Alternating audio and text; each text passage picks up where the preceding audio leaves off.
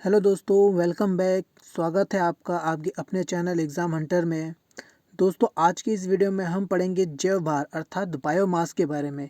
इससे पहले हमने पढ़ा था दोस्तों, इससे पहले वाली वीडियो में कार्बन स्टॉक के बारे में, और उसमें हमने पढ़ा था कि जो वन होते हैं एक कार्बन सिंक का काम करते हैं, अर्थात कार्बन को सोखने का काम करते हैं। इसी संबंध में जो FSI है, फॉरेस्ट सर्वे ऑफ इंडिया के द्वारा एक नई पहल की गई है, और ज़मीन के ऊपर अन्य प्रकार के जो सिंक हैं उनका अध्ययन किया गया है। तो इस चैप्टर में हम उन्हीं के बारे में पढ़ेंगे दोस्तों। आइए देख लेते हैं कि इस चैप्टर में हम किन किन टॉपिक को कवर करेंगे जो हमारे एग्ज़ाम के दृष्टिकोण से बहुत ही महत्वपूर्ण है। तो दोस्तों, सबसे पहले इसमें हम पढ़ेंगे कि जैव भार क्या होता है, इसके बारे में। और इसी में कुछ चीज़ें हमें जानने को मिलेगी कि जैव ईंधन क्या होता है, इसे भी हम कवर करेंगे। जैव ईंधन क्या होता है। दूसरा, जैव ऊर्जा क्या होती है, इसे भी हम समझेंगे। तीसरी चीज़ यह समझेंगे दोस्तों कि इसमें जो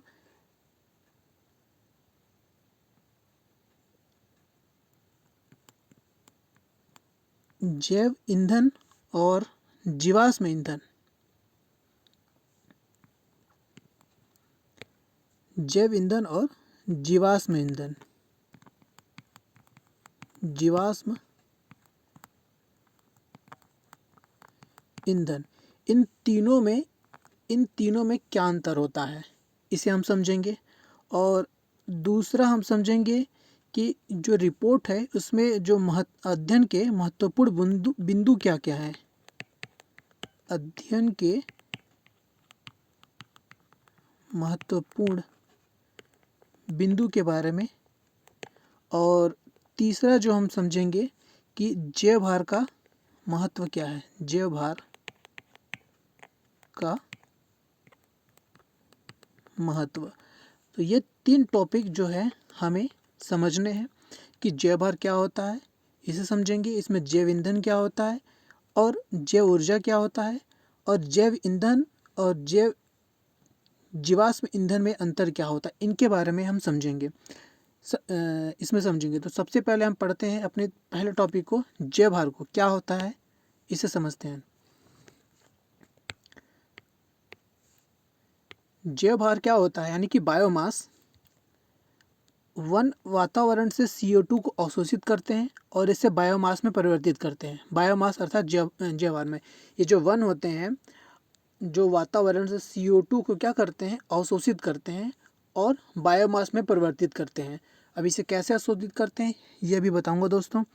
इसमें जो बायोमास क्या होता है, एक्चुअल में बायोमास का अर्थ क्या होता है। बायोमास पेड़ पौधे के भीतर रहने वाले जीवों के द्रव्यमान को संदर्भित करता है, अर्थात living organism with in the tree, यानी कि जीवों के, यानी कि पेड़ों के भीतर रहने वाले जीवों के द्रव्यमान। अब पेड़ों के भीतर रहने वाले जीवों के द्रव्यमान का क्या मतलब हुआ, इसका मतलब ये हुआ दोस्तों कि जो पेड़ होती हैं कोशिकाओं से बनी होती हैं और कोशिकाओं से ऊतक बने होते हैं, अर्थात ये सभी की सभी जो चीज़ें होती हैं जीवित होती हैं। इसकी वजह से जो हम इनके संदर्भित करते हैं, अर्थात बायोमास को इन्हीं के संदर्भ में हम संदर्भित करते हैं, जो कि पेड़ों के अंदर रहती हैं। अब यहाँ पे एक चीज़ जो है, बायोमास यानी कि वन वातावरण से कार्बन डाइऑक्साइड को अवशोषित करते हैं। कैसे अवशोषित करते हैं, जो पत्तियाँ होती हैं ये CO2 की उपस्थिति में और प्रकाश की उपस्थिति में, जो है CO2 के माध्यम प्रकाश की उपस्थिति में CO2 के माध्यम से अपना क्या बनाती हैं, भोजन बनाती हैं। और भोजन बनाने के पश्चात जो भोजन होता है वो क्या होता है कि उसमें कार्बन जो होता है चला जाता है, और उसके पश्चात ये सारे के सारे जो पेड़ होते हैं उनके अंदर ये कार्बन के रूप में, CO2 कार्बन के रूप में क्या रहता है, स्टॉक के रूप में रहता है। और ये जो जैव भार होता है, जैव भार अर्थात बायोमास, तो इसे हम ये कह सकते हैं कि ये प्रकाश संश्लेषण का एक जैविक उत्पाद होता है। प्रकाश संश्लेषण का क्या होता है, जैविक उत्पाद होता है। जैसे कि मान लीजिए हमारे पास ये पेड़ है,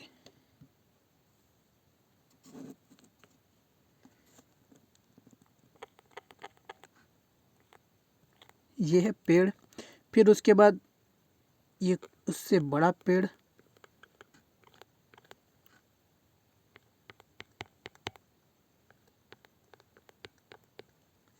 इसके बाद इससे भी बड़ा आपको पेड़ मिलेगा। इसका मतलब ये हुआ कि ये जो पेड़ होते हैं धीरे धीरे विकास कर रहे हैं। इसका मतलब ये हुआ कि इनके अंदर जो सेल्स हैं, कोशिकाएं हैं, बढ़ती जा रही हैं, इसमें बढ़ी, फिर इसमें बढ़ी, फिर इसमें बढ़ी, इसी प्रकार। अर्थात ये जो हमारा इसी में रहती हैं पत्तियाँ,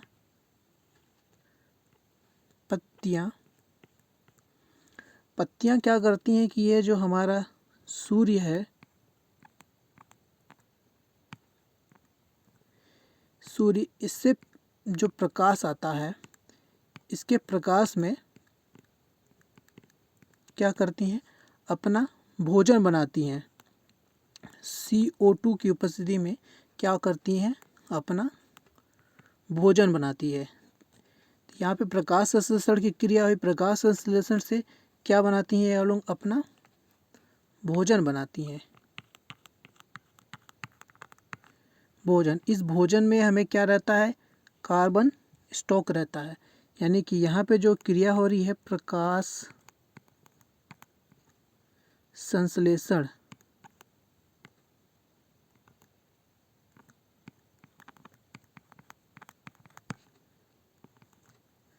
संश्लेषण की जो क्रिया हो रही है, और ये जो भोजन है ये ऐसे मिला, इन्हें मिला, तो इनका ग्रोथ होकर के कुछ इस प्रकार हुआ, फिर इनका ग्रोथ होकर के कुछ इस प्रकार हुआ। अर्थात सेल की मात्रा जो है इनमें बढ़ती गई और बढ़ती गई। इसी के आधार पर इनमें जो सेल्स होते हैं,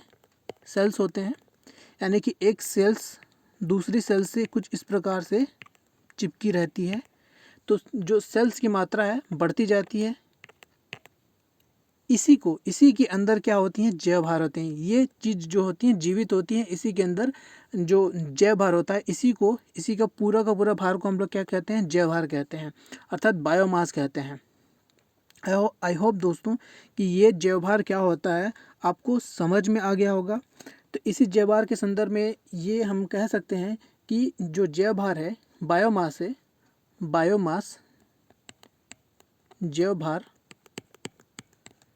जैव भार क्या है, एक जैविक उत्पाद है, हम कह सकते हैं जैविक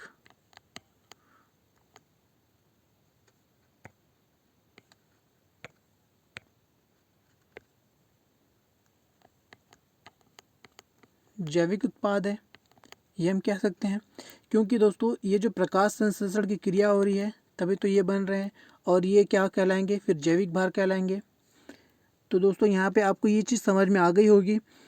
इसमें हम बढ़ते हैं कि जो जैव भार है इसे दो भागों में बांटा जाता है। जैव भार को दो भागों में बांटा जाता है।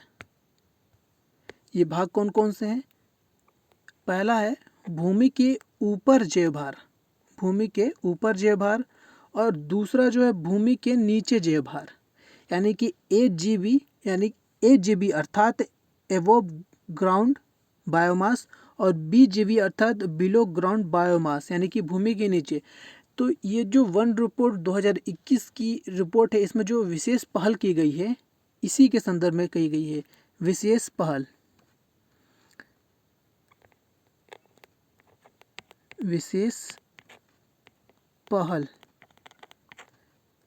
यानी कि AGB पर ही पूरा का पूरा ध्यान केंद्रित किया गया है कि भूमि के ऊपर जो AGB है एबव ग्राउंड बायोमास कौन कौन से होते हैं, और इसी का अध्ययन किया गया है, और इसके अध्ययन के बिंदु को हम आगे देखेंगे। तो भूमि के ऊपर जो जैव भार हैं कौन कौन से हैं, तो सबसे पहले तो वृक्ष आता है, वृक्ष जो कि एक कार्बन सिंक है। दूसरा, कार्बन सिंक का मतलब होता है सोखने वाला, अर्थात कार्बन को सोखता है। दूसरा, कार्बन का स्टोर उसमें रहता है। मृत काष्ठ होता है, मृत काष्ठ मतलब कि जो सूखी हुई लकड़ियाँ होती हैं जो पेड़ों से टूट करके नीचे गिरी रहती है, मृत काष्ठ उनमें होता है। तीसरा, कूड़ा करकट होता है। कूड़ा करकट अर्थात पत्तियाँ जो होती हैं वो इनके कूड़ा करकट के रूप में आती हैं। और चौथा जो है झाड़ियाँ, बहुत सारी झाड़ियाँ जो होती हैं वो आती हैं। ये चारों के चारों जो है कार्बन सिंक के रूप में। और भूमि के नीचे पेड़ों की जड़ें, भूमि के नीचे क्या होती हैं, पेड़ों की जड़ें होती हैं। और दूसरा मृदा कार्बन। मृदा कार्बन कहने का मतलब क्या हुआ कि जो कुछ चीज़ें होती हैं जैसे कि कूड़ा करकट हो गया या पत्ते हो गए, अर्थात जो कास्ट हो गए, ये जब भूमि के नीचे कुछ परतों में जमे हुए रहते हैं, जमने के बाद ये क्या कहलाते हैं, मृदा कार्बन कहलाते हैं। क्या कहलाते हैं दोस्तों, मृदा कार्बन कहलाते हैं। तो आइए हम इसे चित्र में देखते हैं, सचित्र देखते हैं कि ये कौन कौन से भाग होते हैं। तो दोस्तों यहाँ पे आप इस डायग्राम में भली भांति देख सकते हैं चित्र में कि ये जो हो गया भूमि के ऊपर, ये वृक्ष हो गए, वृक्ष भूमि के ऊपर जैवभार हो गया। दूसरा आपको यहाँ पे देखने को मिल रहा होगा कि झाड़ियाँ, ये जो हिस्सा है ये झाड़ियाँ हैं, क्या है, बायोमास है। तीसरा झाड़ियाँ, यहाँ पे झाड़ियाँ क्या है, बायोमास है। तीसरी चीज़ यहाँ पे आपको दिखने को मिल रही होगी कि कूड़ा करकट, यहाँ पे कूड़ा करकट है, सॉरी मृत कास्ट है जो आपको बायोमास के रूप में दिख रहा है। और ये जो हिस्सा है कूड़ा करकट का हिस्सा है, अर्थात पत्तियाँ जो होती हैं कूड़ा करकट, ये भी बायोमास होती है भूमि के ऊपर। तो हमने भूमि के ऊपर जो 4 बायोमास देखे हैं, उनमें सबसे पहला जो बायोमास है हमने देखा वृक्ष है। दूसरा हमने देखा झाड़ियाँ हैं। तीसरा हमने क्या देखा, ये है झाड़ियाँ। तीसरा हमने क्या देखा, मृत काष्ठ देखा। और चौथा हमने क्या देखा, करकट देखा। दूसरी चीज़ जो भूमि के क्या है, नीचे, भूमि के नीचे क्या है, ये है जड़ें। भूमि के नीचे ये पेड़ की जड़ें, इनकी जड़ें, ये सारी के सारा क्या कहलाती है, भूमि के नीचे बायोमास कहलाती हैं। और मृदा काष्ठ यानी कि ये जो हिस्सा रहता है भूमि के नीचे का, ये वाला हिस्सा, यहाँ पे तो जड़ें हैं, यहाँ पे भी जड़ें हैं। हो सकता है कि यहाँ पे पेड़ पौधे की जो कास्ट होती हैं वो दबी पड़ी हों, सड़ी गली हों, तो ये जो होंगी क्या होंगी, भूमि के नीचे यानी कि मृदा कार्बन होंगी। ये कहलाएंगी मृदा कार्बन, भूमि के नीचे की। तो ये दोस्तों आपको समझ में आया होगा कि कौन कौन से कार्बन सिंक होते हैं। अब ये समझते हैं कि जो जैव है, जैव से जैव ईंधन यानी कि बायोफ्यूल हमें मिलता है और जैव ऊर्जा, बायो ऊर्जा मिलती है। तो हमने इसे समझा था कि जैव तो हमने समझ लिया कि जैव एक्चुअली में होता क्या है। जैव यानी कि पेड़ों के भीतर जो जीवित जीव हैं उनके द्रव्यमान को हम लोग बायोमास के रूप में संदर्भित करते हैं।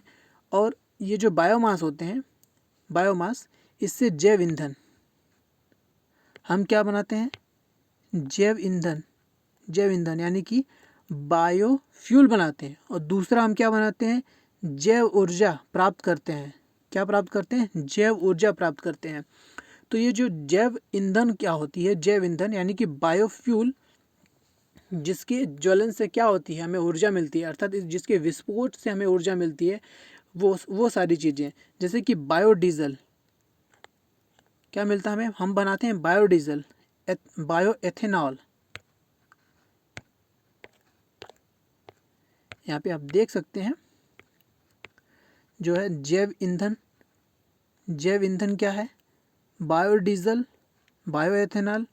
और जैव ऊर्जा क्या है, दोनों में अंतर है। जैव ऊर्जा क्या है, जैव ऊर्जा से हमें ऊष्मा मिलती है, विद्युत ऊर्जा या गतिज ऊर्जा मिलती है। जैसे कि जो जैव ईंधन, बायोडीजल, बायोएथेनॉल और जैव ऊर्जा, ऊष्मा, गति या विद्युत ऊर्जा जो हमें मिलती है। तो इसमें आप समझिएगा दोस्तों कि ये जो जैव ईंधन यानी कि बायोफ्यूल है, इसमें बायोडीजल और बायोएथेनॉल है। तो बायोएथेनॉल हमें किन चीज़ों से मिलता है, तो यहाँ पे आप डायग्राम में, चित्र में देख सकते हैं कि ये जो मक्का है इससे हमें क्या मिल रहा है, बायोएथेनॉल। खाने वाली चीज़ों से हमें बायोएथेनॉल अधिकतर मिलती है। दूसरा यहाँ पे आप गन्ना देख सकते हैं, शुगर कैन, इससे भी हमें बायोडीजल बनती है। और तीसरा है गेहूँ, इससे भी क्या बनता है, बायोएथेनॉल बनता है। और ये जो जैव बायोडीजल होता है, ये कुछ इस प्रकार के पौधे होते हैं जिन्हें हम खाते भी हैं, तेली रूप में जो पौधे रहते हैं, तेल हम यूज़ भी करते हैं और नहीं भी। जैसे कि जेट्रोफा, ये आप चित्र में देख सकते हैं, ये है जेट्रोफा। जेट्रोफा का ये है बीज, इस बीज से हम बनाते हैं क्या, बायोडीजल। यहाँ पे सूरजमुखी है, इसके तेल से हम क्या बनाते हैं, बायोडीजल बनाते हैं। यहाँ पे सोयाबीन है, इसकी ये आप सोयाबीन के बीज को यहाँ पे देख सकते हैं, सोयाबीन के बीज से हम क्या बनाते हैं, बायोडीजल। यहाँ पे ये करंज है, करंज अब इस चित्र में देख सकते हैं, इससे भी हम क्या बनाते हैं, बायोडीजल बनाते हैं दोस्तों। आपको यहाँ पे एकदम एकदम क्लियर हो गया होगा कि दोस्तों कि बायोडीजल, बायो एथेनॉल ये सभी क्या होते हैं, और जैव ईंधन और जैव भार क्या होता है। तो हम लोग एक बार रिपीट कर लेते हैं। जैव ईंधन, जैव ईंधन क्या होता है, जैव ईंधन और जैव ऊर्जा क्या होती है। जैव ईंधन यानी कि बायोडीजल और बायो एथेनॉल, जैव भार से हम इन्हें प्राप्त करते हैं। और जैव ऊर्जा क्या होती है, जैव ऊर्जा ये ऊष्मा या विद्युत या गतिज ऊर्जा जो हमें मिलती है इनसे, ये प्राप्त होता है। इनके विस्फोट जलन से जो हमें ऊष्मा मिलती है या गतिज ऊर्जा मिलती है। जैसे पेट्रोल जो होता है हम गाड़ी में डालते हैं, पिस्टन के माध्यम विस्फोट होता है, तो उससे हमें ऊष्मा भी मिलती है उसमें और ऊर्जा भी मिलती है, यानी गतिज ऊर्जा भी मिलती है। तो वो उसका रूप जो परिवर्तित होता है, जैव ईंधन का जब रूप परिवर्तित होता है तो हमें जैव ऊर्जा प्राप्त होता है। यहाँ पे हमें ये देखना है दोस्तों, ये आपको समझ में आ गया होगा क्लियर कि क्या होता है। जैव ईंधन हम जो प्राप्त करते हैं बायोडीजल और बायो एथेनॉल से। बायो एथेनॉल हमें मिलता है, बायो एथेनॉल किन किन चीज़ों से, खाने वाली चीज़ें जो होती है, मक्का से मिलता है, गन्ना से मिलता है, गेहूँ से मिलता है। इसके अलावा जो बायो एथेनॉल होते हैं, बायोडीजल हमें जेट्रोफा से मिलता है। इसके अलावा सूरजमुखी से मिलता है। इसके अलावा सोयाबीन से हम बनाते हैं। इसके अलावा करंज से भी हम ये प्राप्त करते हैं। अब यहाँ पे सवाल आता है दोस्तों कि जैव ईंधन और जीवाश्म ईंधन में क्या अंतर होता है। जैव ईंधन और जीवाश्म ईंधन में क्या अंतर होता है।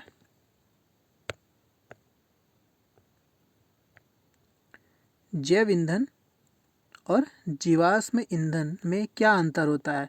तो जैव ईंधन हमने समझा कि जैव ईंधन को आप इस बायोमास से प्राप्त करते हैं, यह आपने समझा दोस्तों। यानी कि यह एक नवीकरणीय ऊर्जा के स्रोत होते हैं जिसे आप बना सकते हैं। और दूसरा, इसे हम जैव भार से प्राप्त करते हैं, अर्थात ये हमारा जो जैव भार है ये सारा का सारा इससे हम प्राप्त करते हैं। दूसरी चीज़, ये जो जैव ईंधन होते हैं ये अनवीनीकरणीय स्रोत यानी कि नॉन रिन्यूएबल एनर्जीज होती हैं, अर्थात ऊर्जा स्रोतों से प्राप्त होता है, जैसे कि कोयला, पेट्रोल, डीजल। कोयला, पेट्रोल और डीजल, इनसे हमें क्या मिलता है, ये मिलता है। और ये प्राकृतिक रूप में पाए जाते हैं। और ये जो होते हैं प्राकृतिक जैव ईंधन जो होते हैं प्राकृतिक रूप में नहीं पाए जाते हैं। और ये जो जैव ईंधन होते हैं ये प्राकृतिक रूप में पाए जाते हैं। अब इनमें जो एक जो डिफरेंस है इसके माध्यम से आप एकदम इजी समझ सकते हैं दोस्तों कि जैव ईंधन अर्थात हम बायोमास अर्थात जैव भार यानी कि पेड़ हो गए, झाड़ियाँ हो गई, मृत काष्ठ हो गए, करकट हो गए, इनसे जब हम कुछ डीजल, बायो एथेनॉल ये सब बनाते हैं तो उसे हम क्या कहते हैं, जैव ईंधन कहते हैं। लेकिन अगर यही बायोमास जमीन के नीचे हजारों करोड़ों वर्ष तक दबे रहते हैं और दबने की वजह से जो बनते हैं, जैसे कि कोयला, पेट्रोल, डीजल, ये सभी चीज़ें बनती हैं, इन्हें हम जीवाश्म ईंधन के रूप में जानते हैं। तो उम्मीद हो दोस्तों कि जैव ईंधन और जीवाश्म ईंधन आपका क्लियर हो गया होगा। इसके साथ ही जैव भार भी क्लियर हो गया होगा। इसके साथ ही जैव ईंधन और जैव ऊर्जा भी क्लियर हो गया होगा दोस्तों। तो हम आगे बढ़ते हैं कि ये जो वन रिपोर्ट 2021 है, हमारी वन रिपोर्ट 2021, वन रिपोर्ट 2021, इसका जो प्रमुख जो फोकस था किसकी ओर था, एजीवी की ओर था दोस्तों। एजीवी, एजीवी का मतलब क्या हो गया, एवोव ग्राउंड बायोमास।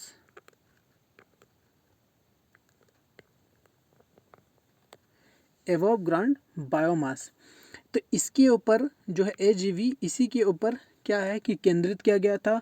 और अध्ययन के महत्वपूर्ण बिंदु इसमें क्या क्या है वो हम देख लेते हैं।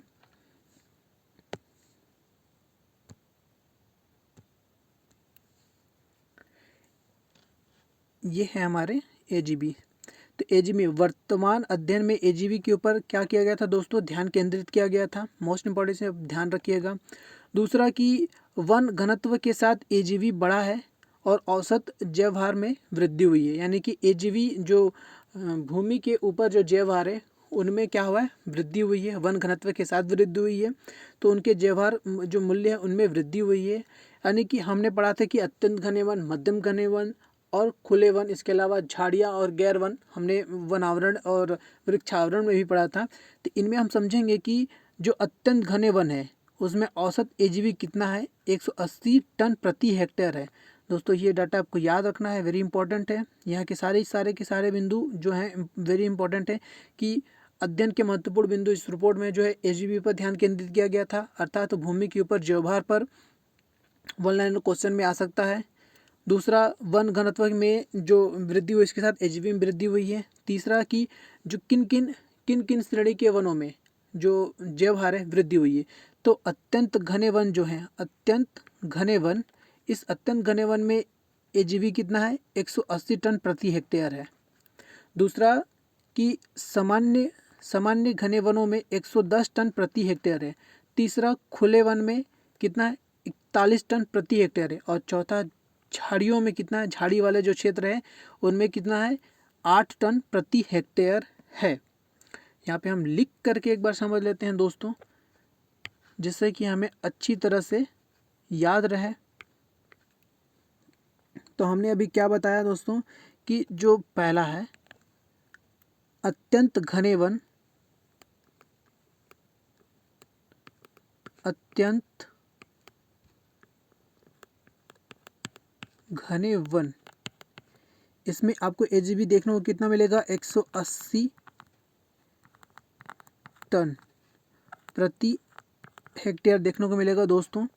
दूसरा हमने इसमें देखा क्या कि जो सामान्य घने वन है, सामान्य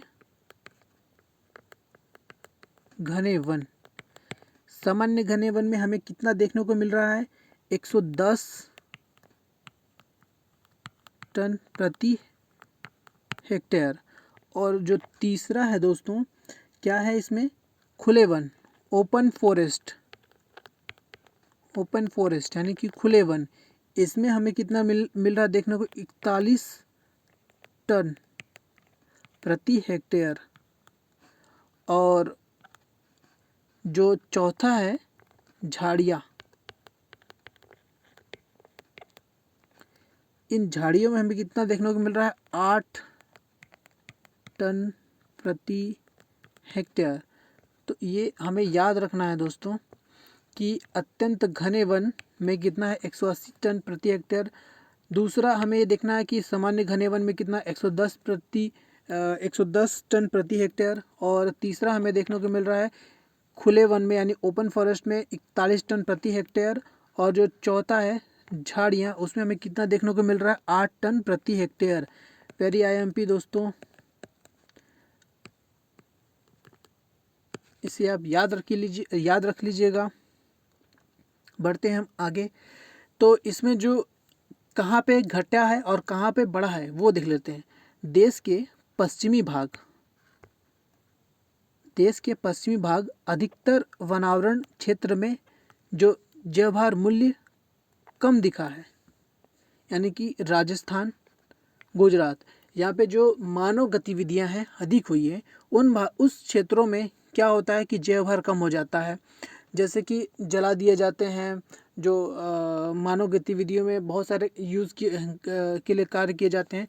तो इसमें जो कमी हुई है वनावरण में, खास करके उन क्षेत्रों में जहाँ पे मानव गतिविधियाँ बढ़ी हैं, जैसे कि राजस्थान में आपको कम देखने को मिलेगा। दूसरा है गुजरात, तो राजस्थान और गुजरात इन दोनों क्षेत्रों में हमें जो जैवभार है उसमें ह्रास मिला है देखने को, यानी कि कमी हुई है इसमें। दूसरी चीज़ कि उच्चतम AGV वर्ग वहाँ पाया गया है, उच्चतम AGV वर्ग वहाँ पाया गया है जहाँ मानव जनित गतिविधियाँ सबसे कम हुई हैं, जैसे अंडमान एवं निकोबार द्वीप समूह। दूसरा अरुणाचल प्रदेश, तीसरा उत्तराखंड और चौथा हिमाचल प्रदेश है। तो ये हमें याद रखना है दोस्तों कि उच्चतम एजीबी वाले जो क्षेत्र कहाँ कहाँ है। पहला तो है अंडमान एवं निकोबार द्वीप समूह है, दूसरा है अरुणाचल प्रदेश है, तीसरा जो उत्तराखंड है, और चौथा है हिमाचल प्रदेश में हमें देखने को मिला है।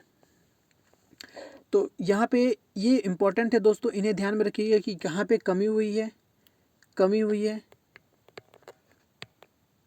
और कहाँ पे वृद्धि हुई है। अब आइए ये देख लेते हैं कि भूमि के ऊपर जो जैव भार है उनके अध्ययन का महत्व क्या है।